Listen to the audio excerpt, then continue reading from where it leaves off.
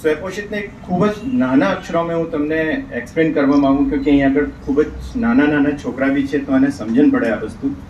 સ્વયંપોષિત ખરેખર એક ચક્ર છે આખું. આમે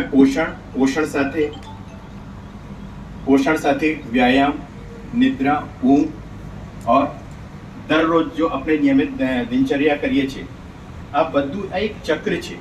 પર સ્વયંપોષિત પોષણ ઉપર આવે છે. પોષણ મેં ખાસ કરીને જો ભાગ હોય છે, આ તમારા નાના છોકરાઓને બી ખબર પડે કે ખરેખર અમે જો પોષણ જોઈએ આ મળે છે કે નહીં. તો તમે જો બી ખાઓ છો, અમે ખાસ કરીને 3 વસ્તુઓનો ખાસ રોલ હોય છે. એક ચોથું બી છે, पर पहले 3 जो છે ને અમે કાર્બોહાઈડ્રેટ કહીએ છીએ, બીજાને પ્રોટીન, ત્રીજા ફેટ और चौथું जो છે આ માઇક્રોન્યુટ્રિયન્ટ નાની जो એલિમેન્ટ અમને જોઈએ. અભી એટલું છે, અમે કાર્બોહાઈડ્રેટ ઇન્સ્ટન્ટ એનર્જી.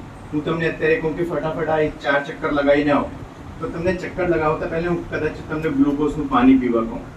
તો આપણા જો બી ખાંડપાણ પોષણ છે અમે એક કાર્બોહાઈડ્રેટ, બીજું પ્રોટીન ખરેખર ગણતી આ છે કે જો તમારું વજન છે એટલા ગ્રામ પ્રોટીન દરરોજ જોઈએ. બહોતસોને આવું લાગતું હોય કે યાર એટલું તો અમે ખાઈએ છીએ, અમે તો મળી જતું હોય. 40 કિલોના માણસને અગર હું પૂછું કે 40 ગ્રામ પ્રોટીન લો છો